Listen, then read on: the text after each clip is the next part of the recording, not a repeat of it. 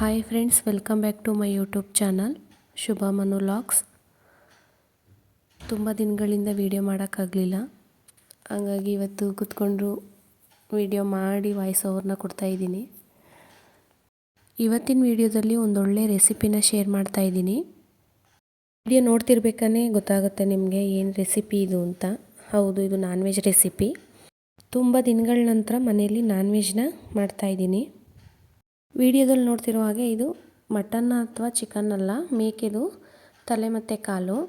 ಅದನ್ನು ನನ್ನ ಹಸ್ಬೆಂಡು ತರೋಕ್ಕೆ ಅಂತ ಹೋಗಿದ್ರು.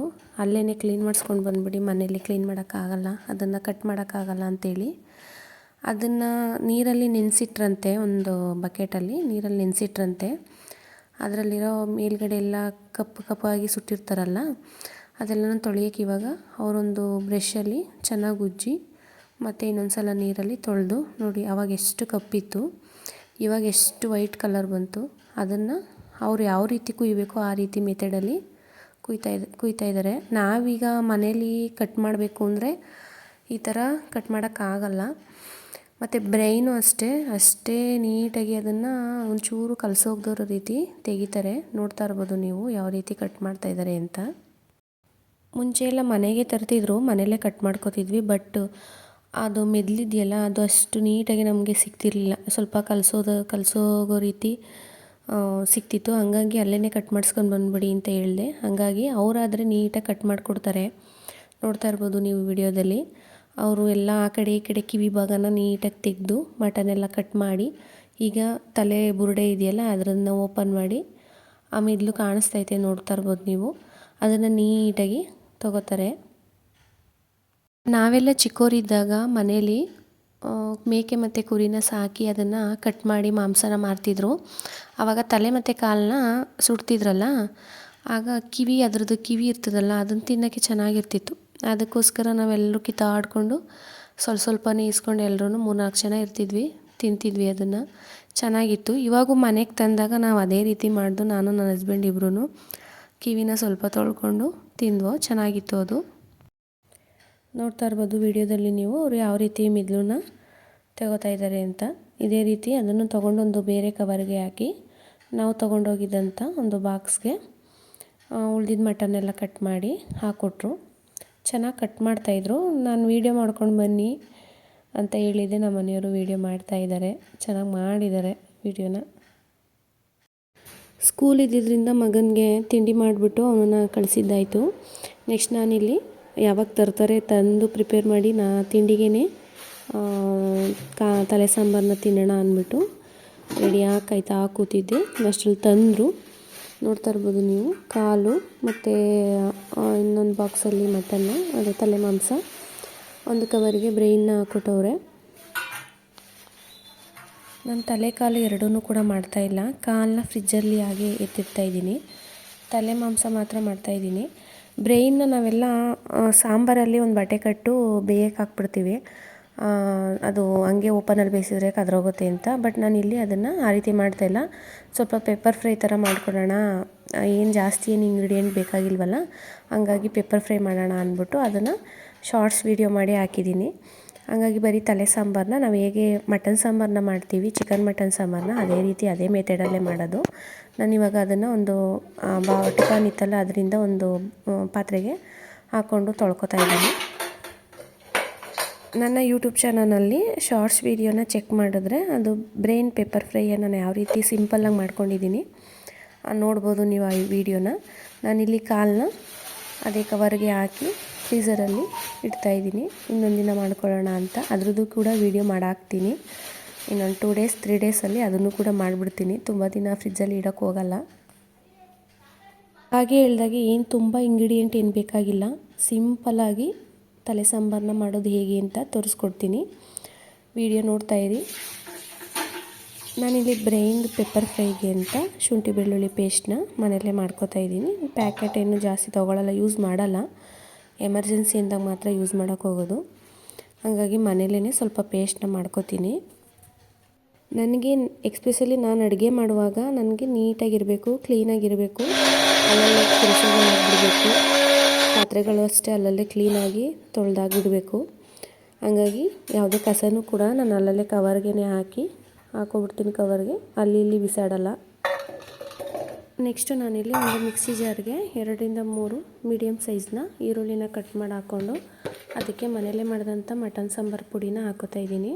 ನಿಮ್ಗೆ ಎಷ್ಟು ಕ್ವಾಂಟಿಟಿ ಸಾಂಬಾರು ಬೇಕೋ ಅಷ್ಟನ್ನು ನೀವು ಮಾಡ್ಕೋಬೋದು. ತುಂಬ ಜಾಸ್ತಿ ಸಾಂಬಾರನ್ನ ಮಾಡಿಕೊಂಡ್ರೆ ಅಷ್ಟೇನು ಟೇಸ್ಟ್ ಇರಲ್ಲ.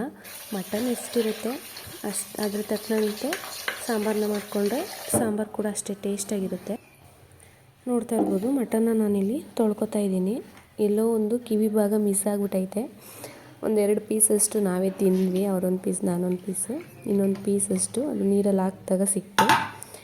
ಬಾಯ್ಲರ್ ಕೋಳಿ ಚಿಕನ್ ಒಂದು ಬಿಟ್ಟು ಮಟನ್ ಸಾಂಬಾರು ಆಗಿರ್ಬೋದು, ಮೊಟ್ಟೆ ಕೋಳಿ ಸಾಂಬಾರು ಆಗಿರ್ಬೋದು, ಈ ತಲೆ ಕಾಲು ಸಾಂಬಾರು ಆಗಿರ್ಬೋದು, ಇದನ್ನೆಲ್ಲ ಕುಕ್ಕರಲ್ಲಿ ಮಾಡಿಕೊಂಡ್ರೆ ಬೆಸ್ಟ್ ಆಪ್ಷನ್ನು.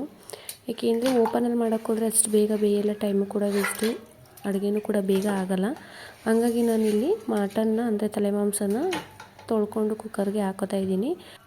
ಈರುಳ್ಳಿ ಮತ್ತು ಮಟನ್ ಸಾಂಬಾರು ಪುಡಿನ ಏನು ರುಬ್ಕೊಂಡಿದೆ ಅದನ್ನು ಕೂಡ ಹಾಕ್ತಾಯಿದ್ದೀನಿ. ಎಷ್ಟು ಕನ್ಸಿಸ್ಟೆನ್ಸಿಗೆ ನೀರು ಬೇಕು ಅಷ್ಟನ್ನು ಕೂಡ ಆ್ಯಡ್ ಮಾಡಿ, ಜೊತೆಗೇ ಉಪ್ಪನ್ನ ಹಾಕ್ತಾಯಿದ್ದೀನಿ.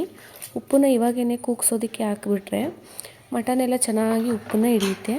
ಹಂಗಾಗಿ ನಾನು ಇವಾಗಲೇ ಉಪ್ಪನ್ನ ಸೇರಿಸ್ಕೊತೀನಿ. ನಮ್ಮನೆಯವ್ರು ಹೇಳ್ತಾ ಇರೋದು ಎಳೆ ಮರಿ ಮಾಂಸ ಒಂದು 15-20 kg ಬರ್ತಿತ್ತು ಅಷ್ಟೇ. ಹಂಗಾಗಿ ನಾನಿಲ್ಲಿ ಜಾಸ್ತಿ ವಿಸಲೇನು ಬರ್ಸೋಕ್ಕೋಗಿಲ್ಲ, 4-5 ವಿಸಲ್ನ ಬರಲಿ ಅಂತ ಬಿಡ್ತಾಯಿದ್ದೀನಿ. ನೋಡ್ತಾ ಇರ್ಬೋದು, ಕುಕ್ಕರ್ ಲಿಡ್ನ ಮುಚ್ಚಿ ಸ್ಟವ್ನ ಆನ್ ಮಾಡಿ ಕೂಗಿಸ್ಕೊತಾ ಇದ್ದೀನಿ.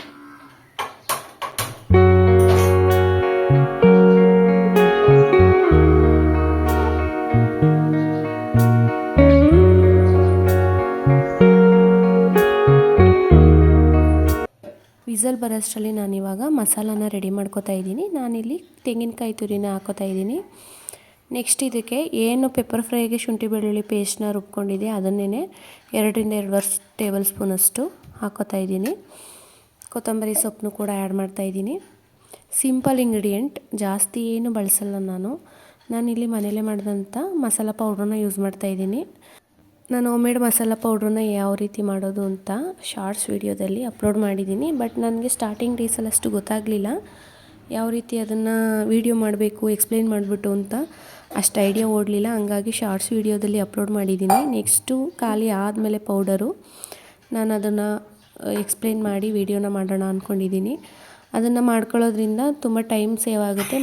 ಮತ್ತು ಹುರ್ಗಡ್ಲೆ, ಚಕ್ಕೆ, ಲವಂಗ, ಗಸಗಸೆ, ಏಲಕ್ಕಿ ಅಂತೆಲ್ಲ ಒಂದೊಂದೇ ತೆಗೆದು ಹಾಕುವಂಥ ನೆಸೆಸಿಟಿ ಇರಲ್ಲ. ಒಂದು ಸಲ ಪೌಡ್ರನ್ನ ಮಾಡಿಟ್ಕೊಬಿಟ್ರೆ ಒಂದು 6 ತಿಂಗಳವರೆಗೂ ಆಗೋಷ್ಟು ಮಾಡಿಟ್ಕೊಬಿಟ್ರೆ ಫ್ರೀಝರಲ್ಲಾದ್ರೂ ಇಟ್ಕೊಬೋದು, ಹೊರಗಡೆನಾದ್ರು ಇಟ್ಕೊಬೋದು. ಟೈಮ್ ಸೇವು ಕೂಡ ಆಗುತ್ತೆ, ಬೇಗ ಕೈಗೆ ಸಿಗುತ್ತಲ್ವ, ಬೇಗ ಅಡುಗೆನೂ ಕೂಡ ನಾವು ಮಾಡ್ಕೋಬೋದು. ನಾನಿಲ್ಲಿ ಅದ್ರ ಪೌಡ್ರ್ ಜೊತೆಗೆ ಸ್ವಲ್ಪ ಪುದೀನೂ ಹಾಕಿ ನುಣ್ಣಗೆ ರುಬ್ಕೊಂಡು ಇವಾಗ 4-5 ವಿಸಲ್ನ ಕೂಗಿಸ್ಕೊಂಡು ಇಲ್ಲಿ ನೋಡ್ತಾ ಇರ್ಬೋದು ನೀವು ಯಾವ ರೀತಿ ತಲೆ ಮಾಂಸ ಬೆಂದಿದೆ ಅಂತ. ಸ್ವಲ್ಪ ಅದೆಲ್ಲ ಚಿಕ್ಕದಾಗಿದೆ ನೋಡಿ, ಅಂಟ್ಕೊಂಡಿರೋ ರೀತಿ, ಈ ರೀತಿ ಆಗಿದೆ ಅಂದರೆ ಚೆನ್ನಾಗಿ ಬೆಂದಿದೆ ಅಂತ ಅರ್ಥ. ನಾನಿಲ್ಲಿ ನೆಕ್ಸ್ಟು ರುಬ್ಕೊಂಡಿದ್ದಂಥ ಮಸಾಲಾನ ಅದಕ್ಕೆ ಆ್ಯಡ್ ಮಾಡ್ತಾಯಿದ್ದೀನಿ. ಮಸಾಲಾನ ಸೇರಿಸಿ ಕನ್ಸಿಸ್ಟೆನ್ಸಿ ನೋಡಿಕೊಂಡು ಸ್ವಲ್ಪ ನೀರನ್ನು ಹಾಕೋತಾ ಇದ್ದೀನಿ. ಚೆನ್ನಾಗಿ ಹಸಿ ವಾಸನೆ ಹೋಗೋವರೆಗೂ ಇದನ್ನು ಬೇಯಿಸ್ಕೋಬೇಕಾಗುತ್ತೆ. ನೋಡ್ತಾ ಇರ್ಬೋದು ನೀವು, ಜಾಸ್ತಿ ಏನು ಐಟಮೇ ಬೇಕಾಗಿಲ್ಲ ಸಾಂಬಾರನ್ನ ಮಾಡೋಕ್ಕೆ. ಎಷ್ಟು ಸಿಂಪಲ್ಲಾಗಿ ಮಾಡ್ಬೋದು, ಆರಾಮಾಗಿ ಟೆನ್ಷನ್ ಇಲ್ಲದೇ ಆರಾಮಾಗಿ ಮಾಡ್ಕೋಬೋದು. ನಾನಿಲ್ಲಿ ಸ್ವಲ್ಪ ಉಡಿ ನೀರಲ್ಲಿ ಬೆಂದಿದಂಥ ಮಟನ್ ಅಂದರೆ ತಲೆ ಮಾಂಸದ ಪೀಸನ್ನ ಸ್ವಲ್ಪ ಎತ್ತಿಟ್ಕೊಂಡಿದ್ದೆ, ಚೆನ್ನಾಗಿ ಬೆಂದಿದೆ. ಹಾಗಾಗಿ ಜಾಸ್ತಿ ಏನು ಮಸಾಲೆಯಲ್ಲಿ ಬೇಯಿಸ್ಕೊಳ್ಳೋಕೆ ಹೋಗ್ತಾಯಿಲ್ಲ, ಪರವಾಗಿಲ್ಲ, ಹಸಿ ವಾಸನೆ ಹೋಗೋವರೆಗೂ ಅಷ್ಟೇ ಬೇಯಿಸ್ಕೊತಾ ಇರೋದು. ನೆಕ್ಸ್ಟ್ ನಾನಿಲ್ಲಿ ಮುದ್ದೆಗೂ ಕೂಡ ಇಟ್ಕೊಂಡಿದ್ದೀನಿ ಪಕ್ಕದಲ್ಲೇ. ಏನೇ ಹೇಳಿ ನಾನ್ ವೆಜ್ ಊಟನೇ ಊಟ. ನಾನ್ ವೆಜ್ ಅಂತೂ ಒಂದು ವಾರಕ್ಕೊಂದು ಸಲ ತಿಂದೇ ಇದ್ದರೆ ಸಮಾಧಾನನೇ ಇರೋಲ್ಲ. ತಿಂಗಳಂತೂ ತಿನ್ನಲಿಲ್ಲ ಅಂದರೆ ಒಂದು ವರ್ಷನೇ ತಿನ್ನಲಿಲ್ವೇನೋ ಅಂತ ಅನ್ನಿಸ್ಬಿಡುತ್ತೆ. ಹಂಗಾಗಿ ಬೆಳಗ್ಗೆ ತಿಂಡಿನೇ ತಿಂದಿಲ್ಲ, ನಾನ್ ವೆಜ್ ಊಟ ಮಾಡಲೇಬೇಕು, ಮುದ್ದೆನೇ ತಿನ್ನಲೇಬೇಕು ಅಂದ್ಬಿಟ್ಟು ಎಷ್ಟು ಬೇಗ ಅನ್ನ ಆವಾಗಲೇ ರೆಡಿ ಮಾಡ್ಕೊಂಡಿದ್ದೀನಿ, ಎಷ್ಟು ಬೇಗ ಸಾಂಬಾರಾಗಿ ಮುದ್ದೆ ಆಗುತ್ತೆ, ಬೇಗ ಊಟ ಮಾಡೋಣ ಅಂದ್ಬಿಟ್ಟು ಪ್ರಿಪೇರ್ ಮಾಡ್ತಾಯಿದ್ದೀನಿ. ನಾನಿಲ್ಲಿ ಮುದ್ದೆಗೆ ಸ್ವಲ್ಪ ರವೆನ ಹಾಕೋತಾ ಇದ್ದೀನಿ. ಅಂದರೆ ಇಲ್ಲಿ ದಪ್ಪ ರವೆ ಇಲ್ಲ ಸಣ್ಣ ರವೆ, ಎರಡರಲ್ಲಿ ಯಾವ್ದಾದ್ರು ಒಂದು ಹಾಕೋತೀನಿ ನಾನು.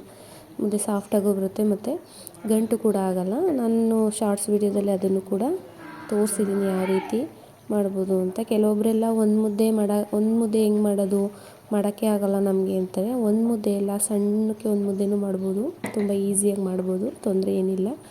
ಏನು ಅಳತೆನೇ ಬೇಕು ಅಂತೇನಿಲ್ಲ, ಕಣ್ಣಳತೆ ಇದ್ರೇ ಸಾಕು. ಕಣ್ಣಲ್ಲಿ ನೋಡಿ ಕೈಯಲ್ಲಿ ಮಾಡೋದು ಎಷ್ಟೊತ್ತು ಅಂತಾರಲ್ಲ, ಹಾಗೆ ಕಣ್ಣಲ್ಲಿ ನೋಡ್ಕೊಂಡ್ರೆ ಮಾಡ್ಬೋದು ಆರಾಮಾಗಿ. ನಾನಿಲ್ಲಿ ಒಂದು ಚಾಕುನ ನಾನ್ ವೆಜ್ ಮಾಡಿದಾಗ ಅದನ್ನ ಇಟ್ಕೊಂಡಿರ್ತೀನಿ. ಅದನ್ನು ಹಾಗೆ ಸ್ಟವ್ ಮೇಲೆ ಬಿಸಿ ಮಾಡೋಕ್ಕೆ ಇಟ್ಟಿದೆ. ಸಾಂಬಾರು ಇನ್ನೇನು ಆಯ್ತಾ ಬಂತಲ್ಲ, ಅದನ್ನು ಸ್ವಲ್ಪ ಏನು ಅದಕ್ಕೆ ಅಂದರೆ ಹಳ್ಳಿ ಕಡೆ ಅಜ್ತೀವಲ್ಲ, ಕುಡ್ಲಜ್ಜೋದು ಅಂತ ಅಂತೀವಲ್ಲ, ಹಂಗೆ ಸಾಂಬಾರಿಗೆ ನಾನು ಚಾಕು ಇಟ್ಕೊಂಡಿದ್ದೀನಿ ಒಂದನ್ನು, ಅದನ್ನು ಹಚ್ಕೋತಾ ಇದ್ದೀನಿ. ಹೊಟ್ಟೆ ನೋವೇನು ಬರಬಾರ್ದು, ಕಾಲ್ದೊಳಾಗಬಾರ್ದು ಅಂತ. ನೆಕ್ಸ್ಟ್ ನಾನಿಲ್ಲಿ ಮುದ್ದೆನ ಸ್ಟವ್ ಮೇಲೆ ಒಣಸಲ್ಲ, ಎಲ್ಲ ಸುತ್ತ ಗಲೀಜಾಗ್ಬಿಡುತ್ತೆ ಅಂತ ಕೆಳಗಡೆ ಇಟ್ಕೊಂಡು ಒಣಿಸ್ಬಿಟ್ಟು ನೆಕ್ಸ್ಟ್ ನಾನು ಮತ್ತೆ ಅದನ್ನು ಬೇಯಕ್ಕಿಟ್ಟು ಬೆಂದ ನಂತರ ಮುದ್ದೆನ ಮಾಡ್ಕೊತೀನಿ. ನೆಕ್ಸ್ಟ್ ಇಲ್ಲಿ ಸಾಂಬಾರು ರೆಡಿ ಆಯಿತು, ಮುದ್ದೆನ ಮಾಡ್ಕೊಳ್ಳೋಣ. ಅಷ್ಟರಲ್ಲಿ ನಮ್ಮ ಮನೆಯವ್ರು ಬಂದು ತಿರುಗಿಸ್ತಾ ಇದ್ದಾರೆ, ಸಾಂಬಾರು ಆಯಿತಾ ಏನು, ಊಟ ಮಾಡೋದಾ ಅಂತ. ತೊಗೊಂಡು ಒಂದು ಪೀಸ್ನ ತಿಂತೀನಿ ಅಂದ್ಬಿಟ್ಟು ತಿಂತಾಯಿದ್ರು. ಆವಾಗಲೇ ಒಂದು 2-3 ಪೀಸ್ ಹಾಕ್ಕೊಟ್ಟಿದ್ದೆ, ತಿಂದಿದ್ರು. ಅವ್ರಿಗೆ ಆಸೆ, ತುಂಬ ದಿನ ಆಯ್ತಲ್ಲ ಮನೇಲಿ ಬೇರೆ ಆಗಲೇ ಒಂದು ತಿಂಗಳ ಹಿಂದೆ ಪೂಜೆ ಬೇರೆ ಮಾಡ್ತಿದ್ವಿ, ಹಾಗಾಗಿ ನಾನ್ ವೆಜ್ ಮಾಡಿರಲಿಲ್ಲ. ಇವಾಗ ಮಾಡ್ತಾಯಿದ್ದೀವಲ್ಲ, ಅವ್ರು ತುಂಬ ಆಸೆ ಆಗ್ಬಿಟ್ಟೈತೆ ತಿನ್ನಬೇಕು ಅಂತ ಒಂದು 2-3 ಸಲ ಹೋಗಿ ಬಂದು ಮಾಡಿದ್ರು. ಫೈನಲಿ ಮುದ್ದೆನೂ ರೆಡಿ ಆಯಿತು. ಇನ್ನೇನು ತಟ್ಟೆಗೆ ಬಡಿಸ್ಕೊಂಡು ಊಟ ಮಾಡೋದೇನೆ. ನೋಡಿದ್ರಲ್ವ ಫ್ರೆಂಡ್ಸ್, ಎಷ್ಟು ಈಸಿಯಾಗಿ ತಲೆ ಸಾಂಬಾರನ್ನ ಮಾಡ್ಕೋಬೋದು ಅಂತ. ನಾನು ಇದೇ ರೀತಿಯಾಗಿ ಮಟನ್ ಸಾಂಬಾರನ್ನು ಕೂಡ ಮಾಡ್ಕೊಳ್ಳೋದು, ತುಂಬ ಈಸಿಯಾಗಿ ಕ್ವಿಕ್ಕಾಗಿ ಮಾಡ್ಕೋಬೋದು. ನೆಕ್ಸ್ಟ್ ನಾನಿಲ್ಲಿ ರೆಡಿ ಮಾಡ್ತಾಯಿದ್ದೀನಿ, ತಟ್ಟೆಗೆ ಮುದ್ದೆನ ಇಟ್ಟು ಅವ್ರಿಗೆ ಊಟಕ್ಕೆ ಕೊಡ್ತಾಯಿದ್ದೀನಿ. ಟೈಮ್ ಆವಾಗಲೇ 12 ಗಂಟೆ ಆಗೋಗಿತ್ತು, ಹಾಗಾಗಿ ಮುದ್ದೆ ಆದ ತಕ್ಷಣವೇ ತಟ್ಟೆಗಿಟ್ಟು ಬಡಿಸ್ತಾಯಿದ್ದೀನಿ. ಯಾರಿಗೆಲ್ಲ ವಿಡಿಯೋ ಇಷ್ಟ ಆಯಿತು ಪ್ಲೀಸ್ ಲೈಕ್ ಮಾಡಿ, ಹಾಗೆ ಸಬ್ಸ್ಕ್ರೈಬ್ ಮಾಡ್ಕೊಳ್ಳಿ. ನನ್ನ ಚಾನಲ್ಗೆ ಸಪೋರ್ಟ್ ಮಾಡಿ.